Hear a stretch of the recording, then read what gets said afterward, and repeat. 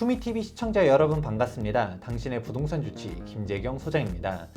최근 부동산 시장이 급변하고 있습니다. 더불어서 청약시장 역시도 변하고 있는데요. 오늘은 청약시장 어떤 식으로 움직이고 있는지에 대해서 한번 설명해 드릴까 합니다. 전국 미분양 7만 5천 채 돌파, 10년 만에 최다다. 분양 연기 및 포기가 속출하고 있다. 2023년도 3월달 기사가 이렇게 나왔습니다. 올해 10채 중에 7채는 분양 연기다 라는 얘기들도 나오고 있는데요. 이렇게만 보면 지금 현재 청약시장은 정말 무너져 가는구나 라고 생각할 수 있는데요. 그런데 위에 소식들이 들려오고 있습니다. 우선 첫 번째는 바로 둔촌주공입니다. 둔촌주공 같은 경우는 부업뷰 논란부터 시작해가지고 둔촌주공 분양받으면 안 된다, 미분양 난다, 이런 이슈들이 정말 많았었는데요. 2023년도 2월달 기사를 보게 되면 둔촌주공이 5구 타입과 8사 타입을 완판했다라는 내용이 들려왔습니다. 그리고 장이 4구역 역시 절대 청약하면 안 된다, 주변 시세 무너졌다, 계약률 박살났다, 절대 사지 말아라, 이런 의견들이 많았었는데요. 이랬었던 장이자이 레디언트가 100% 분양 완료가 되었습니다. 이렇게 미분양 소식과 완판 소식이 동시에 들려오고 있습니다. 그렇다 보니까 조금 의아해하시는 분들도 있을 수 있고, 완판됐다라는 지역조차도 나는 미분양 소식을 들은 것 같은데 왜 완판이지? 라고 생각하시는 분들도 있을 수 있을 겁니다. 이에 대해서 하나씩 살펴보도록 하겠습니다. 2023년도 1월달 둔촌주공 1400채 미계약이다, 규제 완화에도 포기가 속출한다 라는 기사가 떴었는데요. 이것만 보고 1400채가 미분양 났다 라고 해석하는 사람들도 있었지만, 사실 이거는 청약에 대한 기본 구조를 잘 모르기 때문에 생기는 해프닝이라고 볼 수 있습니다. 청약에 대한 순서는 다음과 같습니다. 우선은 1순위 청약을 하게 되었을 때 당첨자들이 나오게 되는데요. 여기서 규제지역 같은 경우는 가점이 높은 순으로 청약이 당첨되다 보니까 가점 순으로 1순위 청약 당첨자가 먼저 나오게 되고요. 저가점자들은 예비 당첨자로 나오게 됩니다. 앞서 말했었던 1400채 미계약이라는 거는 1순위 청약에서 70%가 계약이 되고서 나머지 30% 미계약분이 1400채라는 것이죠. 예비 당첨에서도 미계약분이 나오게 되면 무순위 청약으로 넘어가게 됩니다.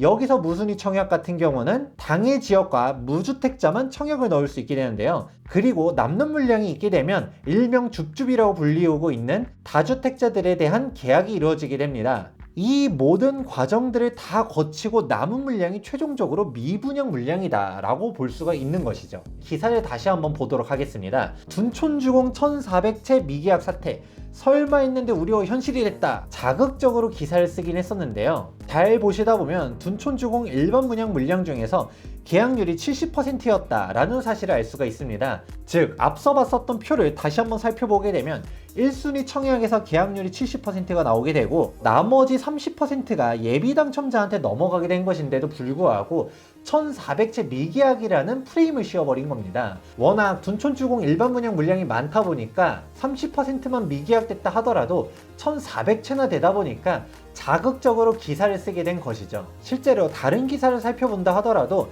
일반 분양 계약률이 70%밖에 안 됐다, 1400가구가 미계약이다 라고 표현을 했는데요. 기자가 차마 미분양이라는 표현은 못 쓰고 미계약이라는 표현을 쓰긴 했지만, 이러한 사실을 정확하게 모르는 일반인들 같은 경우는 70%밖에 분양이 안 된 것이고 미분양이 1400가구로 오해하기가 딱 좋습니다. 하지만 예비 당첨자한테 넘어가게 된 이후로 뚜껑을 열어보니까 전반대의 이슈가 나오게 되었습니다. 썰렁하다라고 했었지만 사실상 추첨은 오픈런이었다 라는 내용이 나왔는데요. 여기에 더불어 그렇게 비난을 많이 받았었던 주방뷰 역시도 끝났다 라는 기사가 나왔습니다.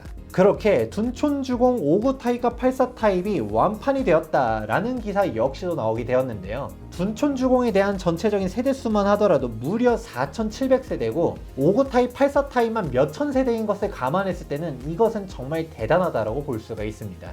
즉 여기에서 알 수 있는 사항은 크게 두 가지가 있습니다. 우선 첫 번째로는 청약 역시 입지에 따라서 갈 곳은 간다 라는 부분을 알 수가 있고요. 두 번째로는 정부가 미분양을 결코 좌시하지 않겠다라는 사실들을 알 수가 있습니다. 대표적으로 13 부동산 대책을 들 수가 있는데요. 13 대책은 한마디로 청약규제 백지화라고 볼 수가 있습니다.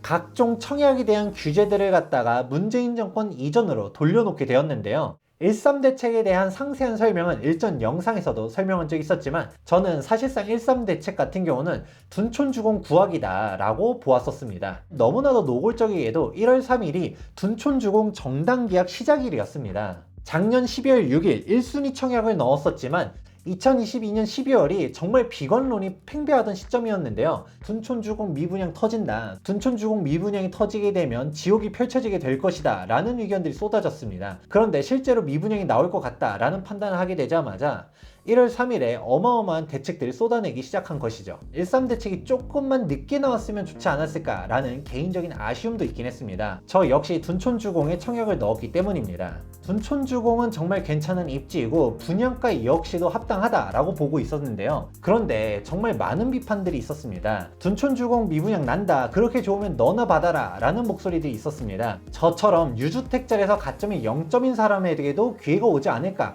라고 발상의 전환을 해서 청약을 넣게 되었는데요. 실제로 청약 경쟁률이 낮게 나오다 보니 둔촌주공 예비 당첨을 받게 되었습니다. 저는 여기서도 논란이 많았었던 5구 C타입, 즉 부엌뷰를 넣었는데요. 그럼에도 불구하고 예비 번호는 286번을 받게 되었고요. 둔촌주공 다음날 청약 진행을 했었던 장위 4구역도 넣어서 장위 4구역은 208번을 받게 되었습니다. 그런데 아이러니하게도 13대책이 사실상 둔촌주공 구하기로 갔다가 발표가 되다 보니 상황이 반전이 되게 되었습니다. 우선 첫 번째로 분양가 상한제 지역에서 최대 10년의 전매금지 기간이 최대 3년으로 완화가 되었고요. 여기서도 강남 상구와 용산을 제외한 과밀억제 권역 같은 경우는 1년으로 변경이 되게 되었습니다. 그리고 일명 전월세 금지법이다 라는 말도 나왔었던 실거주 의무 역시 폐지를 하겠다라고 발표를 하였고요. 분양보증 상한선 역시 폐지를 하게 되었습니다. 마지막으로 청약 당첨된 1주택자에게 부여됐었던 종전주택 처분 의무 폐지,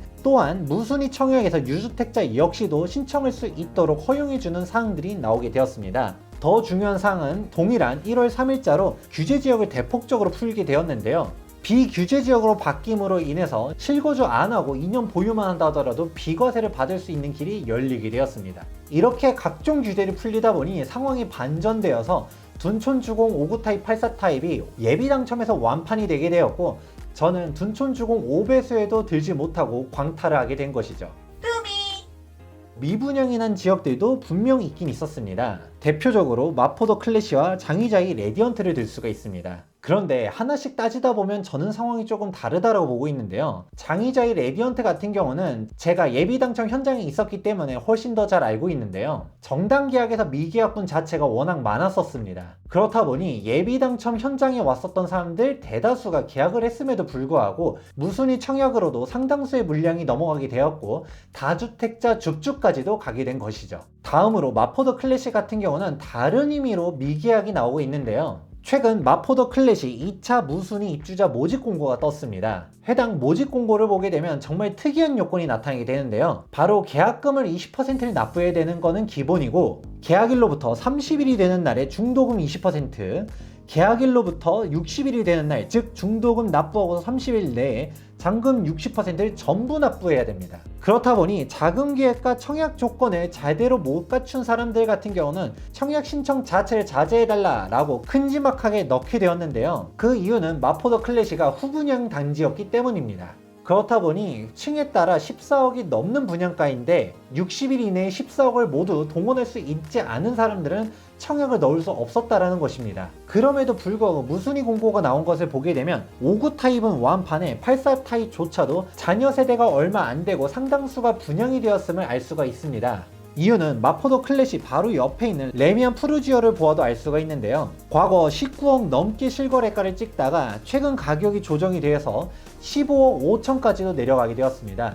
10년 차인 단지도 15억이 넘어간다라는 점에서 주목할 포인트가 있습니다. 신축 아파트이고 초역세권임에도 불구하고 마포더 클래시 분양가가 14억인 것은 정말 매력적인 분양가다라고 할 수 있는데요. 한 번에 완판이 안 된 것은 앞서 설명드린 것과 같은 계약 조건들 때문입니다.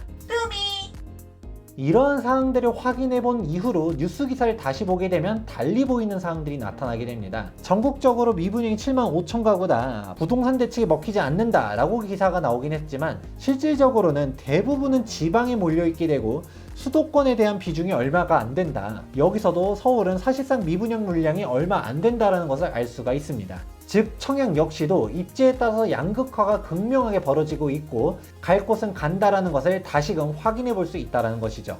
그리고 바로 어제 둔촌주공 무순위 입주자 모집 공고가 떴습니다. 3월 3일자로 뜬 이 모집 공고를 확인해 보게 되면 재미있는 사항이 있습니다. 무순위 입주자 모집 공고 현재 국내에 거주하는 성인이기만 하게 되면 청약을 넣을 수 있다라는 것인데요. 모집 공고 나온 자녀 세대수를 보게 되면 사실상 3구 타입, 4구 타입 중심적으로 나왔습니다. 사람들이 선호하는 평형은 다 완판이 되게 되고 나머지는 투룸만 남아있게 된 것이죠. 그런데 이마저도 정부가 완판시키겠다라는 의지를 보여주고 있습니다. 13대책에서 다양한 분양권 규제 완화 사항들을 발표하긴 했었지만 여기서도 급한 사항들 먼저 개정을 하였습니다. 바로 주택 공급에 관한 규칙 개정 사항들을 살펴보게 되면 1주택자 기존 주택 처분 조건 폐지, 특공 기준 변경 및 추천 비율 확대, 특공 비율 조정 등에 대한 사항들도 있었지만 가장 중요한 사항이 있었습니다. 바로 무엇이냐? 무순위 청약 요건을 개선하였다라는 점입니다. 무순위 청약 중에서 거주 요건 및 무주택 요건을 폐지하였다 보니까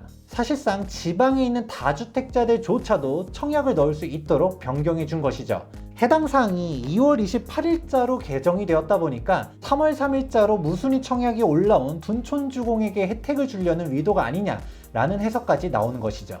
둔촌주공이 투룸 중심이다 보니까 그럼에도 불구하고 미계약이 나올 수가 있다고 보고 있습니다. 그런데 여기서 여러분들이 헷갈리면 안 되는 게 미계약과 미분양을 분명 구분을 해야 된다는 것입니다. 무순위 청약까지 끝난 이후로 다주택자들 줍줍까지 넘어가게 되었을 때 분양이 안 되는 게 우리가 진짜 말하는 미분양이라는 것을 알아두셔야 됩니다. 하지만 예상컨대 무순위 청약 결과 둔촌주공 미계약 쏟아졌다 라는 기사들이 분명 나올 것입니다.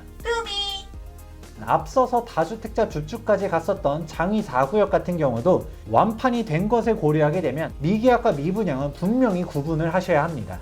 결국 입지에 따라서 갈 곳은 간다 라고 보고 있는데요. 제가 일전에 장위 4구역을 계약했다는 영상을 올렸을 때도 실천하는 게 멋있다라고 박수 쳐주는 사람들도 있긴 했었지만 투자 실패했다 라고 말하는 사람들도 있었습니다. 물론 가격이 떨어진다 하더라도 제 투자에 대한 책임은 제가 지는 거다 보니까 그런 비판까지는 수용할 수 있었지만 어이없는 댓글들은 계약한 거 맞냐, 입금 내역까지 공개할 수 있냐, 못 믿는다 라는 댓글들을 보면서 불신이 넘치는구나, 믿고 싶지 않구나 라는 사항들을 떠올리게 되었습니다.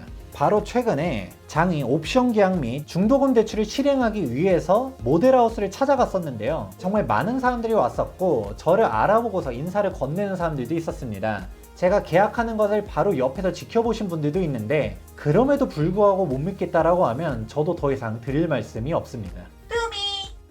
현재 부동산 시장 상황은 2022년도 12월과 2023년도 1월이 180도로 다릅니다.